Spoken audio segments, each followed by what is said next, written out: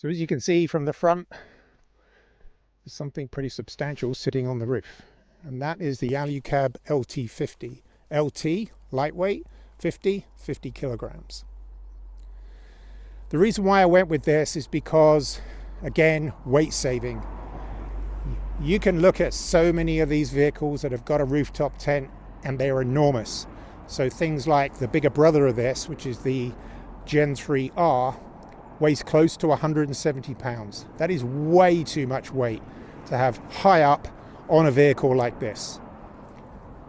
It's also too much tent for me, so I don't need things like a reclining backrest. I don't need two people in there. This will just about comfortably fit two people, but I just don't need all of the extras on that tent, and I don't need the weight.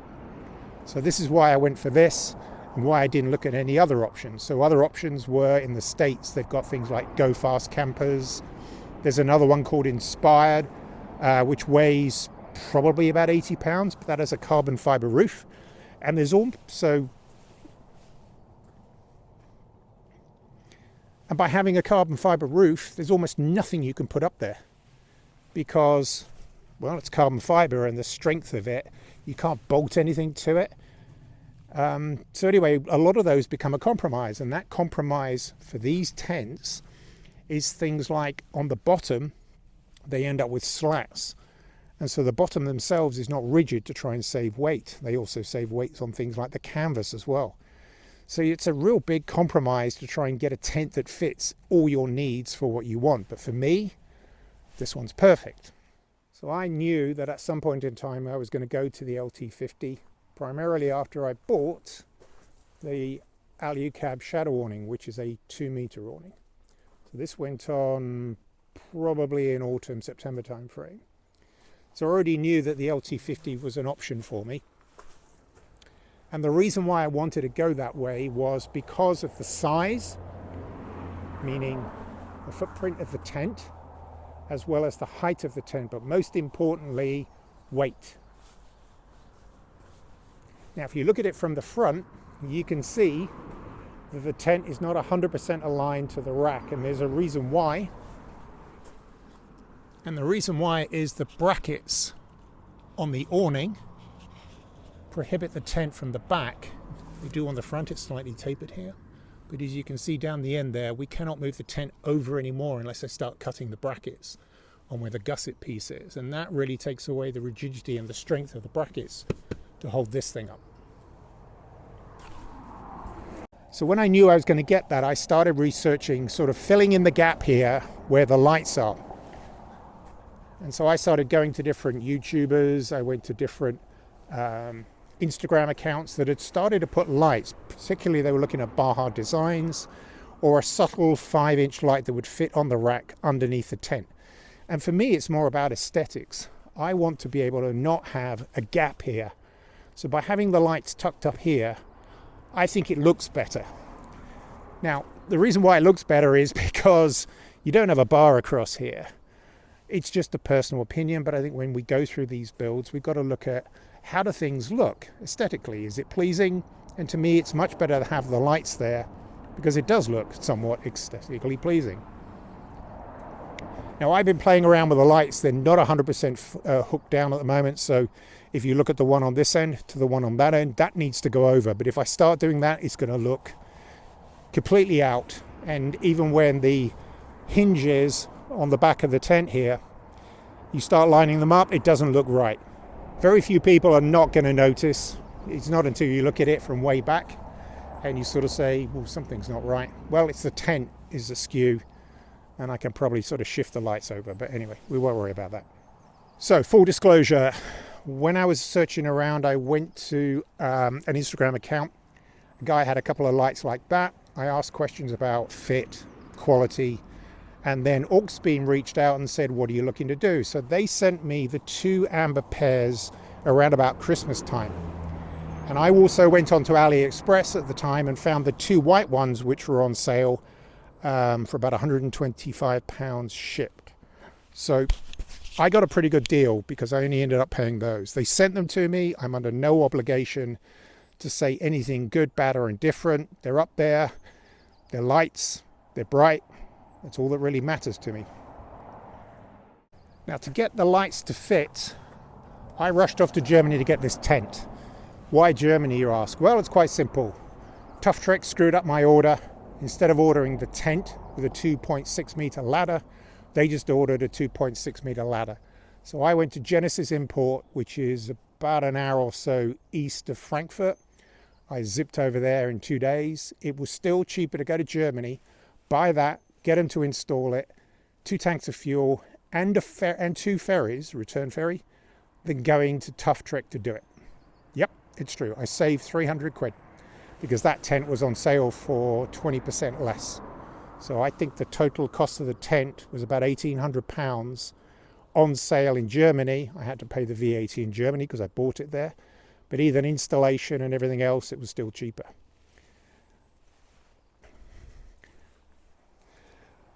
So how do I get the lights to fit? They barely fit. There is millimeters to spare between the light and the bottom of the tent. So the brackets themselves are supposed to sit on the bottom or on the top to support them. So what I did was I turned them around upside down, so these sort of angled down, bolted these in, and then this has got a washer on it, and I bolted that to stop it moving. So far it's been on for a couple of weeks. I don't think there are any issues going on with them moving. One up there needs to be tightened up, but generally they're on pretty tight. There is just about that much into the roof where the roof curves, but in the center it's even minimal. I can barely get my finger under that one. So it's tight, but I actually think it's protected from anything that might hit it by having the lights sort of recessed behind the back of the tent. Now I can push the tent back, but that's going to mean unbolting where the brackets are that fit into here, both sides, and then push it. Now this is a personal opinion. I don't like awnings that jut out. So when I was looking around for my awning, I needed to find a 2 meter because, and you've all seen them, if a 2.6 meter awning comes out here and you end up with this much jutted out the front, and it just looks ridiculous. And you are asking for trouble if you take a 2.6 meter awning on a 2 meter rack with it jutting out the front. You hit a branch, it's going to get caught between the bracket, and I've seen these tear, I've seen them bend, and I've seen people having to sort of cut branches out from under them. So it's personal preference, but to me, I just think they look stupid when they're jutting out all the way. And you're also asking for trouble. So that's why I went for a 2 meter awning. Now I don't get as much shade and coverage with the awning all the way out, but that's fine. I only need enough to sort of cover me from down the side, and I need enough to cover me out. I've only tried these lights once on the road, and I got 2 people that came out and like, what the hell's going on? When I was sitting in the vehicle with the lights on, it was around about 10 o'clock at night. We don't have a lot of street lights, by the way. I was checking to things like reflection off the bonnet. Now this thing's pretty filthy at the moment, but because I've got this solar panel on there, I didn't really notice any reflection coming off the bonnet, which is a major complaint when you have lights up there. The DRLs are pretty cool. You really don't notice them that much, but I never noticed anything under here, sort of reflection from the bonnet back in or back out when you were going. So I actually think it's okay not getting any reflection coming back off the bonnet because I've got the solar. The way that the lights are controlled are, I can go DRLs all on, white lights all on, amber lights all on, and then I turn them all off, and then I go DRLs, amber, whites all on. So the draw when everything is on is about 20 amps. So the way the lights are hooked into the back is that I had the 2 looms that came from the pairs of ambers,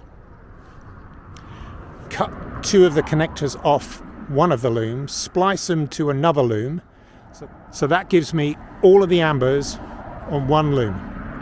When the whites came, I just used that standard 2 light loom and ran that to the back. So all of the wiring looms are all zip tied down to the slats on the roof, and then it runs together. You can probably just about see them under here. on the underside of the slats, all the way to the back here where it all comes together on 2 connectors.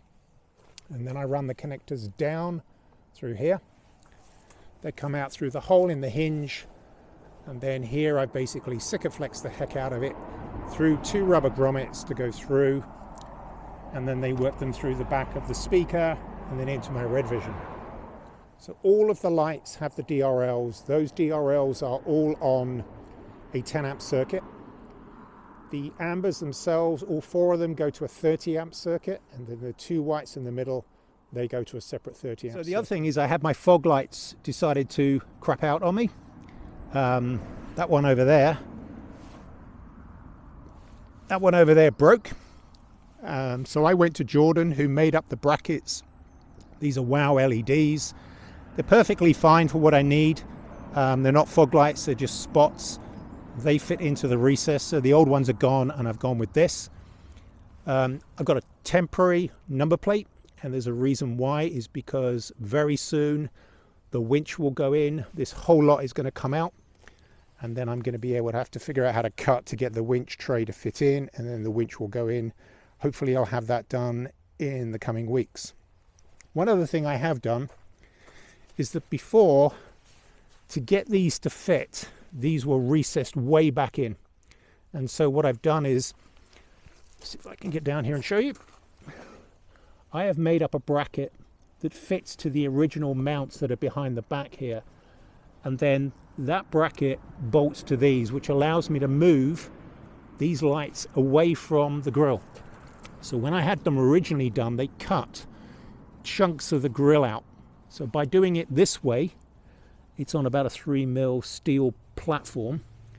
I've now got these further away where the grille itself has not been cut. Now I've had to put a really small cut to get the cable through, but so far all of this works. So this is a replacement grille that went on. I did that before December, I think. But anyway, these are on. They are just as strong as they were before, but they're not bouncy around like I've seen some other people's. They're on the front, you can see them shaking all the time. So one thing that's been done here, and I'll take this off, is under here, see if we can get down and have a look. Yes, finally got a bash plate. To get it to fit required me to take the bottom of this off and then make some cuts to get access. You can probably just see the screw holes in here. There's another one in here, and there's another one down there. So the way that the bash plate fits is it bolts to spire nuts on the 4 of them on the front of the subframe. They're the same across all models. There are 2 going down either side, and then it clips to the back of the subframe. But to get access to it on the version 3 or Mark 3 versions, this is all extra to the bumper, and so you have to find a way in. Now, could you fit it without doing that? Which means the bumper's got to come out, put the plate up, push everything back, and then everything will be hidden. But I still got problems because this cover doesn't line up 100%. It will fit. I can push it into the tabs, but it's still not proud. It still doesn't fit. So when I push the winch tray on, it will get me a chance to get all of this off and start cleaning up that piece of trim on the bottom there and make it sit flush. But at the moment it sort of sits at an angle. So anyway, that's on.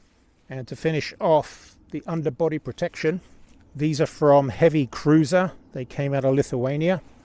This one is for the gearbox. Rick, I will put his contact details below. He has exactly the same bash plates. You have to cut a lip out here for the exhaust pipe to clear it on TDV8s on the 4.4. So I took the grinder to it, cut it over, painted it. This is 4mm thick steel, so is the front bash plate. And then that mounts up to this one. This is the transfer box plate.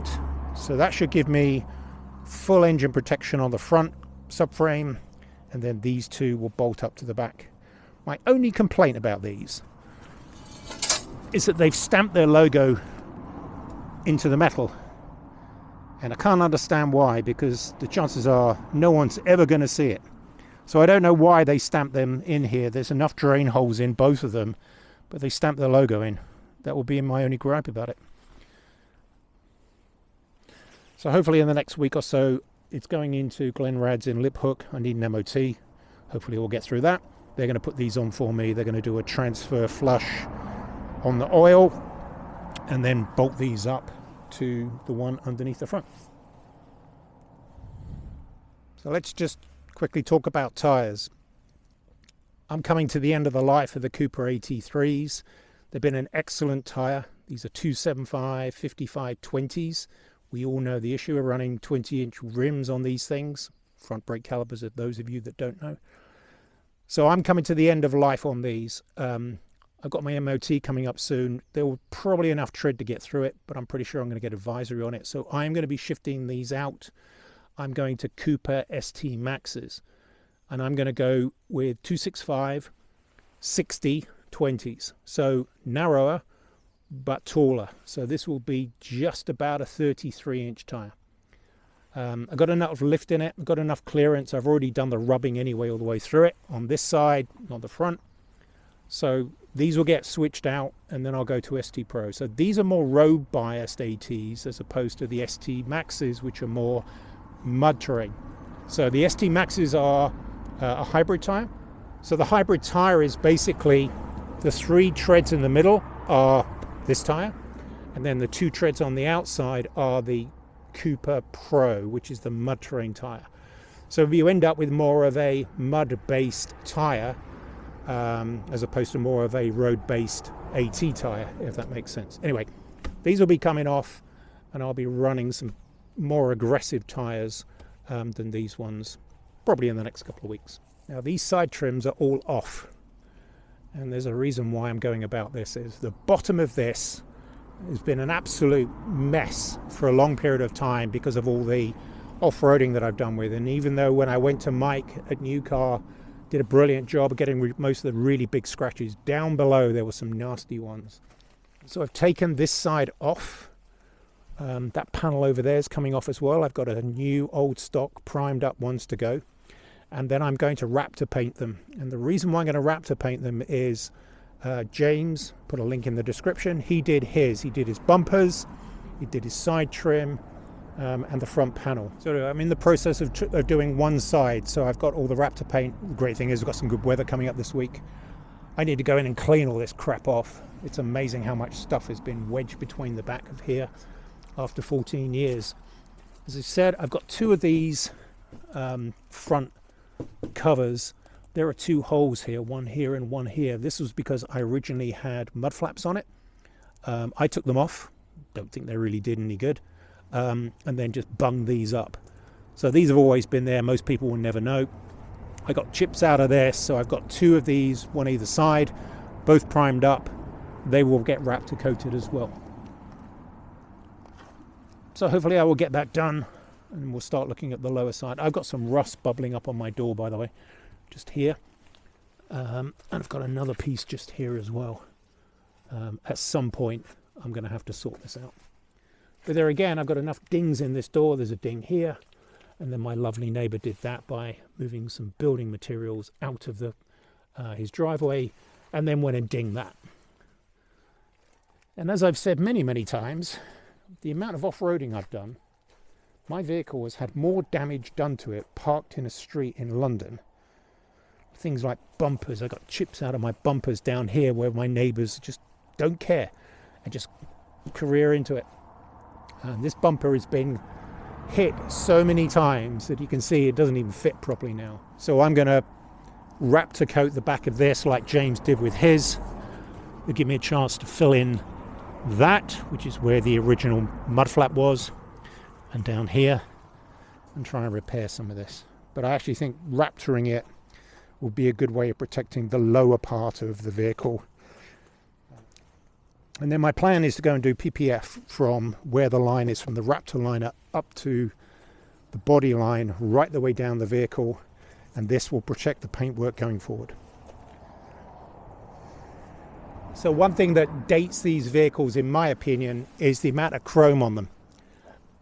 and this is particular for the 2010 models, is that the clusters behind the back here are like this plastic chrome plating. So what I've done to try and dull these down and reduce the glare and the sort of chrome finish in it, I've got a 50% tint put on both sides. And so the lights themselves, they're filthy, but it dulls down the glare that comes off of the chrome on the plastic on the rear tail lights. I've seen other people do it. I've seen them black them out. It looked too sinister, in my opinion, to black the whole thing out. But it's just a 50% smoke tint. 50 quid, got them done professionally. Took them about 20 minutes each side to do it. They popped them off, and it was pretty easy to do. So I actually like these. You can still see some of the glow through it, but it dulls it, which is really the look that I was going for. And hopefully you can see this, but I'm going to have to sort this out. I've got rust coming in the bottom here. This is surface rust, but I need to get in here and sort this out before it gets any worse. The rust is also sort of dripping onto the rock sliders. So the rock sliders are going to have to come out, and I'm going to have to attack this. And hopefully I'm not suffering from the dreaded rot on the bottom here, but you never know with these things. The other side's not too bad. I did put some rust treatment on before the rock sliders went on, but this is, I believe, is just surface, and hopefully you can see that, even though the sun might be on it. But anyway, so here is the driver's side again. It's surface rust. It's not gone through, but I'm going to have to get in here with the zip wheel and try and clean all that up and stop that extending. It doesn't look too bad, but as we know, rust in these places, I've seen some that have gone all the way up here, but I can probably zip wheel this out and put something on here like Raptor or something to cover it all up. But anyway, that needs doing. So one of the last videos that I did, I was talking about my Starlink, and that was on the roof. Now clearly that can't go up there. Well, it could.